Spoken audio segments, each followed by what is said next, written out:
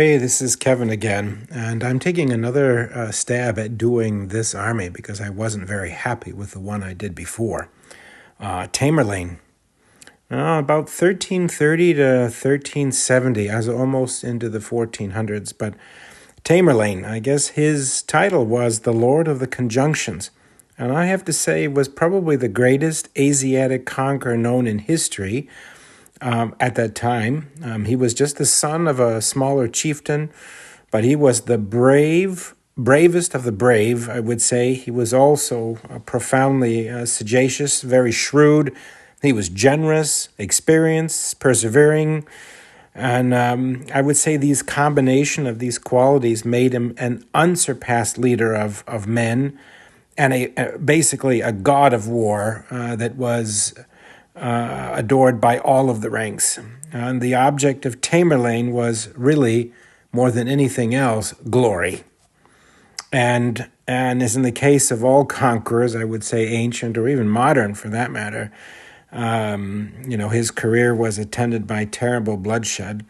I would say sometimes he ordered massacres by way of retribution, either from policy or some other way, but they were just pure savage in origin.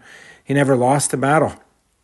And his origins were quite interesting. I mean, he came from a smaller chieftain in what I would say Bactria, or in the Middle East, up towards the north and towards the middle. But he came from a place called Samarkand. But he conquered pretty much everything in the Middle East, from Antioch to Aleppo, Balkh, Baghdad, Damascus, Delhi, Herat, Kabul, Shiraz. So a lot of cities. And on every battlefield, he left soaring towers and pyramids, bloody pyramids, from the skulls of the decapitated victims. So, I mean, pretty brutal.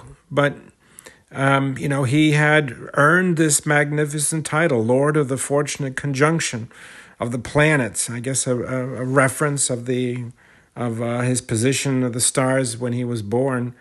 But he was conqueror of the world, emperor of the age, unconquered lord of the seven climes, they said. And above all, the one name that suited him the most was Timur, scourge of God, sword of Islam. So, I mean, his armies were fierce. And I think that it culminated in the clash with the Ottoman Sultan at the Battle of Ankara.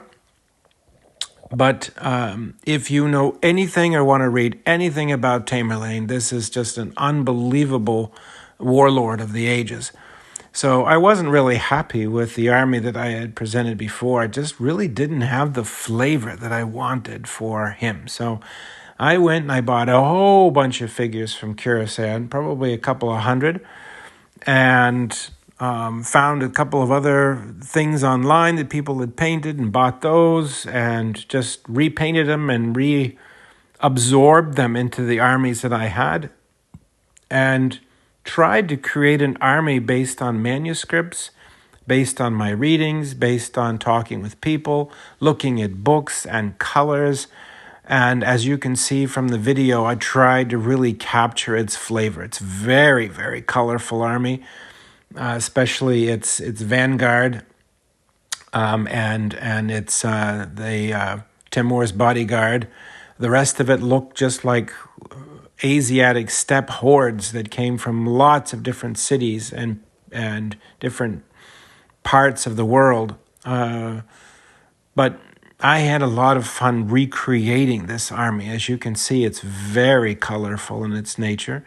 The figures from Curacao were very, very nice, easy to paint, fun.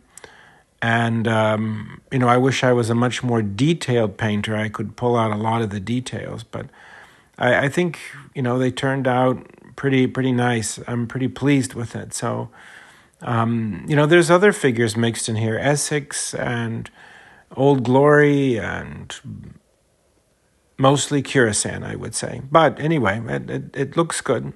But I really wanted to capture this, and his sons were basically the generals of the army, sons and grandsons. He was very loyal to his family.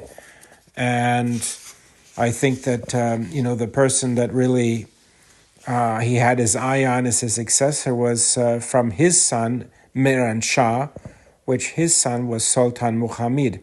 And he actually founded, his great-great-grandson founded the Mughal dynasty in India. So, there's a lot of history here. And it's a very interesting army to even play with. I'm looking forward to it.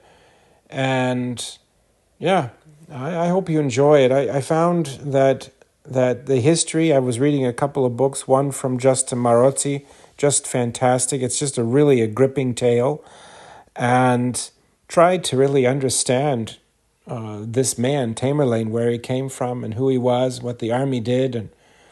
And yeah, it's fascinating. But, I had it on the painting table for a couple of months, as you can see, and I just finished it. I'm just blended everything that I could find into it that I thought looked very Timur-esque. And yeah, I had fun experimenting with colors and everything.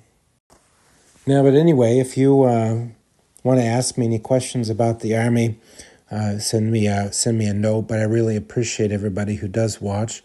It was really here just to kind of show what an army could look like in painting and hobbying and collecting and history.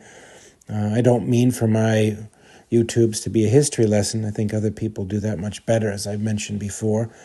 But I do enjoy showing and showcasing what an army could look like. And yeah, I just really enjoy painting and hobbying and going online and looking at different things. And I think it's always fun if you can see something that's already built for your own collection. You take care, and bye-bye.